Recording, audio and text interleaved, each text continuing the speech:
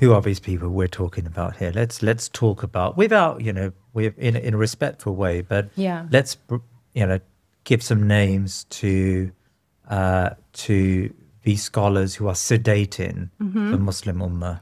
Yeah, I mean, you asked me about madkhalism, right? And I don't think I addressed that term specifically. Yeah. And I think the founder of that sect or school or whatever you want to call it just passed away, Rabi' al-Madkhali. Yes. He's a Salafi figure who called for the unconditional obedience to the ruler and the state no matter what, which I argue is a very extreme position. Sunni scholars, Shia scholars, nobody could justify this no matter what caveat. I think I remember recently there was a scholar in Saudi Arabia that said even if the ruler commits zina on TV in front of everyone, we should still obey this ruler, right? So that's how far they're willing to go. Exactly.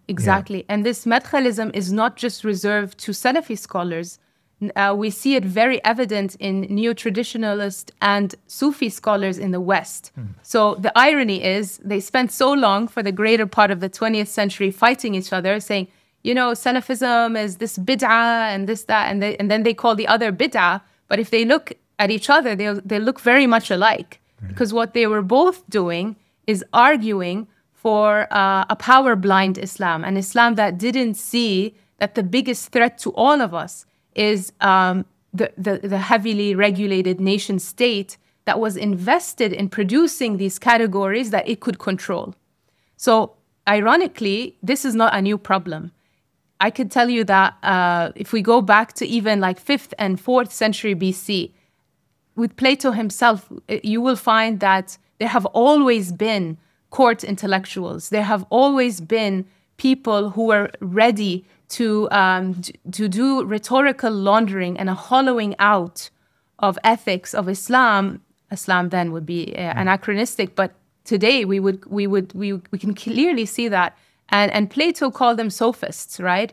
He said that they, you know, served tyrants directly, and they helped justify power structures under the guise of virtue and clever speech. So Plato criticizes these sophists for teaching that justice is the advantage of the stronger, and for selling arguments to the highest bidder, so to speak. So when you hear scholars, you say there's nothing wrong with what they're saying. It sounds so beautiful.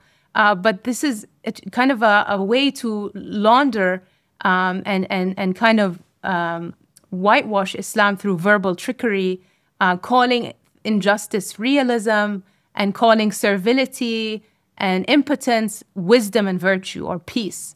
So what happens then when that becomes the norm of our scholarship, our intellectual class, the people who are supposed to be the prophetic bearers, risk becoming mouthpieces for despotism.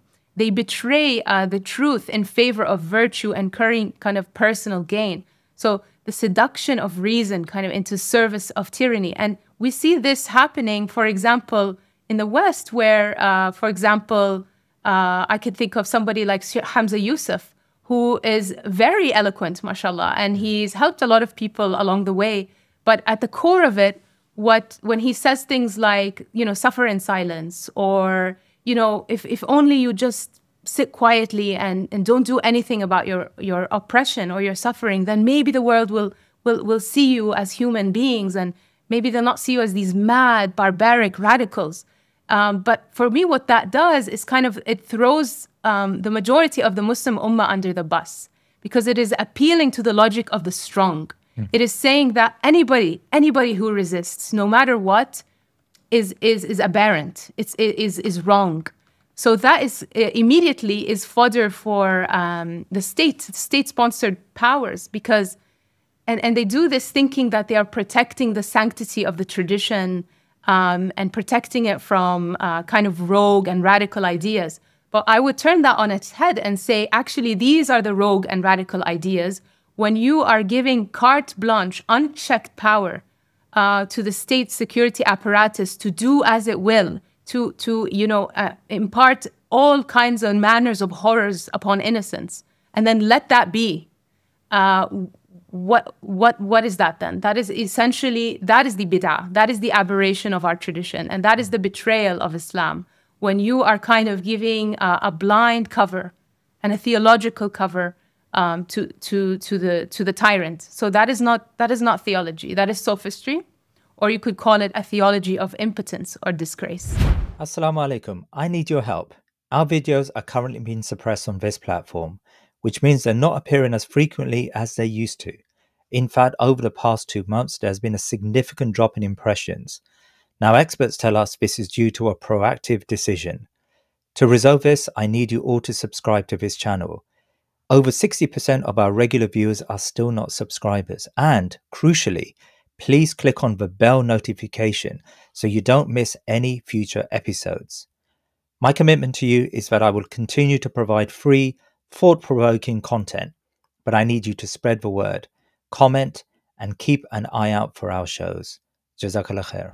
Sheikh bin Baya, Sheikh Hamza Yusuf, they have a very close connection with the UAE government. And the UAE government is probably one of the most distasteful governments out there at the moment. They harm and attack Muslims and kill large numbers of people. And they prevent Islam from returning in any society through civic action. They fund tyrants in Libya and in Sudan.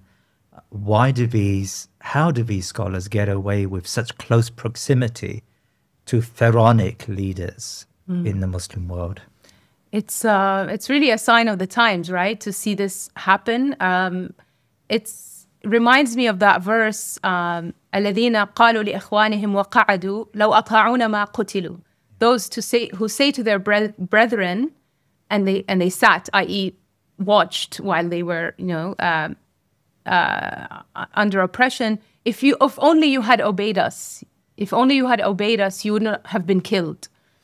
So really, it's this kind of misuse of the Islamic tradition. Again, like I said earlier, according to Plato, this service of the strong in service of the state. And the UAE, what it has done is single-handedly. I had a scholar, approach me one of the largest conventions of Muslims in North America, and he said, "What's the matter with you and your focus on the UAE?" And this person is Libyan; he's of Libyan descent, and I can't believe he asked me that. Yeah. But why the UAE? Why are you so fixated on that? And I said that the UAE is single-handedly, professedly, and they're actually proud of it, that they are more heavy-handed with war on terror style policies than the US and Israel itself. They've even exceeded those who were the brainchild of this demonization and otherization of any Muslim in politics. Any Muslim who resists injustice, any Muslim who resists tyranny is immediately cast as bad and worthy of extermination, i.e. an Islamist, a terrorist, and all these subjective words that are not from our tradition. They've come from somewhere else. So in effect, what they're doing, assumingly, they assume that they're protecting the Islamic tradition, but like I said, they are weakening it from the inside because they are making it fodder for these extremist, state-sponsored terrorists, essentially. And so it leaves the average Muslim very vulnerable because it sets the dogs upon them and it throws people under the bus, like people in Gaza, people in Yemen. It throws them under the bus because they don't have the ulama's backing. It casts what they're doing with suspicion. And so they have they hate, what's the word? They hate Islamists more than they hate kind of these external forces against the Ummah, like the Zionists and Western powers that are actually in real time using obscene kind of military and firepower against innocents. Dr. Farah, there will be people in the comments section who argue that this conversation lacks adab. We shouldn't be calling out scholars so openly. Let Sheikh Hamza Yusuf have close proximity to UAE. We don't know what he's doing behind closed doors. If we call him out and we say that you've been silent on Gaza, you've allowed the tyrants to remain with their tyranny, which he has, there's no doubt in my mind he has. You're undermining, Islamic scholarship. And if you do that, you break down the religion. and you allow a religion to disappear from the consciousness of ordinary people. And so have some proportion here when it comes to such important figures of Islam. Right. Well, I like to joke sometimes that I see myself as like the Forrest Gump figure of these kind of traditionalist ulama. For whatever reason, Allah has put me in a path where I have befriended some of these people. Many of them were my teachers, elders, mentors. Sheikh Hamza himself has taught me in the past. So I have no personal axe to grind with anybody. This is about the state of our ummah. This is motivated by a ghira, a concern for the sanctity of Islam, for the Muslim scholarly tradition, for the Quran and the Sunnah. And, like I said, the house is on fire. And we because we love our scholars, we expect more of them. We politely ask of them to rise to the demands of this moment. And they could say like, oh, it's the end times, it's fitna. Why speak up now? You should just stay at home, stay closeted, stay quiet, be wise. But the Prophet ﷺ said, if you have one small, fasila, like a small tree in your hand and the hour comes, plant it. There's nothing in our tradition that says, be deaf, dumb, and mute when you see something wrong. There's no kind of conditional cutoff time to speaking the truth to power and kind of making the revelation alive. Because this risks becoming like, in Islam, we don't have a clerical class per se. We are not like the Christians and Jews. We don't have a rabbinic class.